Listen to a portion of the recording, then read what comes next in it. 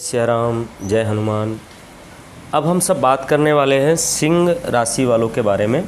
मैंने यहाँ पर सिंह राशि की कुंडली है, तो सितंबर का महीना सिंह राशि वालों का कैसा जाने वाला है, हम अब उसके बारे में जानकारी प्राप्त करते हैं।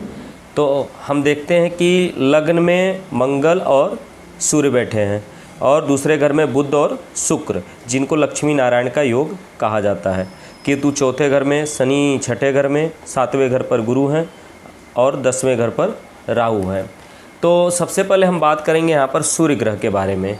तो सूर्य ग्रह के बारे में यहाँ पर हम बात करेंगे तो सूर्य ग्रह का प्रभाव इस प्रकार सिंह राशि वालों को प्रदान करेगा कि इनका कॉन्फिडेंस बढ़ेगा, इनका मनोबल बढ़ेगा और किसी कार्य को ये अगर ठान लिए होंगे तो उस कार्य को ये पूर्ण रूप से कर पाएंगे, क्योंकि सामने गुरु भी बैठे हैं। तो विवेक के द्वारा अब हम मंगल के बारे में बात करेंगे। तो मंगल यहाँ पर सूर्य के साथ में बैठे हैं। थोड़ा सा इनके वाणी में कर्कशता भी आ सकती है, छोटी छोटी बातों पे गुस्सा होना, चिड़चिड़ा जाना, और इनको कहीं ना कहीं से सिर में दर्द भी बन सकता है। अब हम मंगल की चौथी दृष्टि देखेंगे कि 1 2 3 4 चौथी दृष्टि माता के स्थान पर देख रहा है।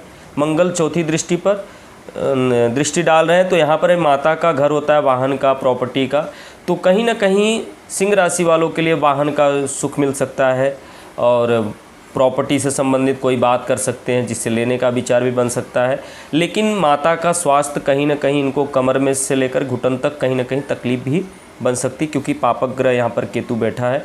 और मंगल की सातवीं दृष्टि अगर हम देखते हैं तो 1 2 3 4 5 6 7 सातवीं दृष्टि पत्नी के स्थान पर देख रहे हैं। तो यहाँ पर कुंभ राशि है। तो कुंभ राशि के घर में कुंभ राशि में गुरु बृहस्पति भगवान यहाँ पर बैठे हैं। तो यहाँ पर कहीं ना कहीं पत्नी के साथ में इनका तालमेल लेकर के थोड़ा सा बात, छोटी छोटी बातों को लेकर कहीं ना कहीं नोक झोंक बना ही रहेगा और प्रेम भी बना रहेगा, लेकिन साथ साथ में विवेक का भी सहारा लेते रहेंगे। तो अपने क्रोध को यहाँ पर काबू इनको रखना होगा।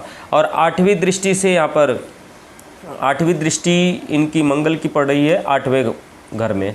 तो यहाँ पर स्वास्थ्य संबंधी पाचन क्रिया में थोड़ा सा गड़बड़ी हो सकता है, जैसे जलन होगा, एसिडिटी होगा, उदर में थोड़ा सा तकलीफ होगा, पाचन क्रिया कमज़ोर रहेगी। अब हम बात करने वाले हैं शुक्र की। तो शुक्र यहाँ पर धन घर में बैठे हैं, जैसे बैंक बैलेंस के घर पे।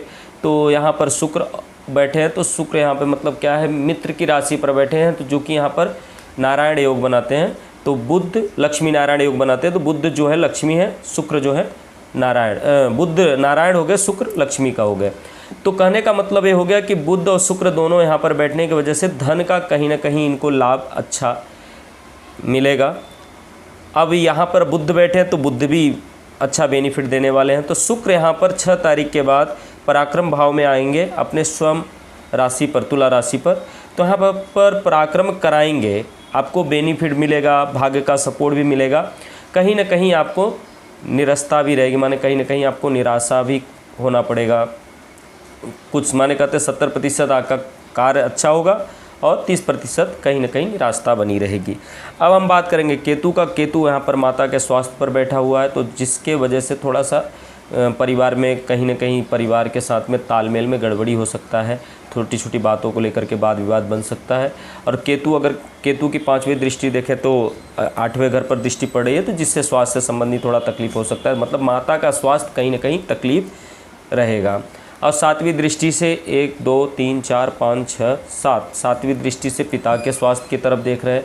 तो कहीं ना कहीं इनके परिवार में अनबन भी बना रहेगा और पिता का स्वास्थ्य कहीं ना कहीं थोड़ा सा खराब रह सकता है, माता पिता का दोनों जन का। केतु की 9वीं दृष्टि से अगर हम देखेंगे तो यहाँ पर 7 8 9 खर्च, कहीं ना कहीं फिजूल खर्च भी बढ़ सकता है। अब हम शनि महाराज के बारे में बात करेंगे। तो ये शनि महाराज रोग स्थान पर बैठे हैं, तो यहाँ पर एसिडिटी से तकलीफ हो सकता है और घबराहट भी बन सकता है, सिर में दर्द भी हो सकता है।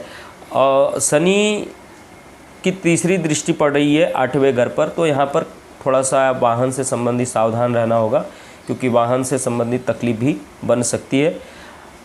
और अगर हम शनि महाराज की 7वीं दृष्टि से देखेंगे तो खर्च के स्थान पर जा रहा है, स्वास्थ्य से संबंधित कहीं ना कहीं फिजूल खर्च भी हो सकते हैं। तो अब हम इनकी शनि महाराज की 10वीं दृष्टि देखेंगे तो 8 9 10 पराक्रम क्षेत्र में थोड़ा पराक्रम कराएंगे, उतना बेनिफिट नहीं मिलेगा, लेकिन वो आगे चल कर के बेनिफिट दिलाएगा। स्वास्थ्य संबंधित लेकर के पराक्रम क्षेत्र में कहीं ना कहीं निराशा, थोड़ा सा उदासीनता भी पैदा कर सकता है। अब हम बात करेंगे गुरु के, तो गुरु 7वें घर पर बैठे हैं रोजगार और पत्नी के स्थान पर। तो यहाँ पर गुरु बैठे हैं और कुंभ राशि में, तो कुंभ का स्वामी रोग स्थान पर बैठा है, तो इनकी पत्नी का स्वास्थ्य कहीं ना कहीं खराब रह सकता है, जिससे सर्दी जुखाम और एसिडिटी, पैरों में तकलीफ़ होना, शरीर में तकलीफ़, दर्द होना, ये सब कारण बन सकता है। और थोड़ा सा रोज़गार व्यापार में थोड़ा सा निराशा भी हो सकती है। नौकरी में कहीं ना कहीं वाद विवाद भी बन सकता है किसी भी अधिकारी से या कर्मचारी से भी। तो अब गुरु की हम 5वीं दृष्टि देखेंगे, तो 1 2 3 4 5, 5वीं दृष्टि जा रहा है इनकम स्थान पर। तो इनकम स्थान पर जा रहा है, तो यहाँ पर कहीं ना कहीं आपको बेनिफिट भी दिलाएंगे। 7वीं दृष्टि स्वयं मित्र की राशि पर, सिंह राशि पर जा रहा है, तो यहाँ पर भी कहीं ना कहीं आप धर्म कार्य में कार्य कर सकते हैं, कहीं ना कहीं धर्म कार्य मंदिर में जा सकते हैं, कहीं धर्म स्थल पर आप जाने का प्लान कर सकते हैं।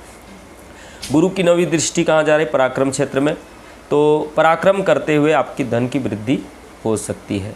राहु की बात हम करेंगे, तो राहु यहाँ पर बैठे, तो राहु 1 2 3 4 5, 5वीं दृष्टि पे धन स्थान पर देख रहे हैं, तो यहाँ पर कहीं ना कहीं आपका थोड़ा सा धन को लेकर के उदासीनता बनी रहेगी और इनकम स्रोत का थोड़ा सा अभाव रह सकता है और खर्च कहीं ना कहीं बढ़ सकता है आपका।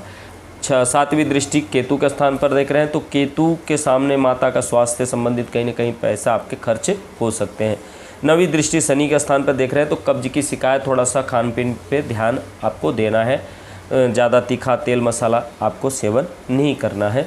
अब मैं आपको उपाय के बारे में बताता हूँ। तो यहाँ पर शनि महाराज के लिए आप शनिवार को शनि मंदिर जावे, हनुमान चालीसा का पाठ करें, और राहु केतु के लिए आप जो है भगवान शिव जी की आराधना करें, जिससे शनि और राहु केतु के वजह से आपको स्वास्थ्य संबंधित कार्य के संबंधित लेकर थोड़ा सा नुकसान भी आपको उठाना पड़ेगा।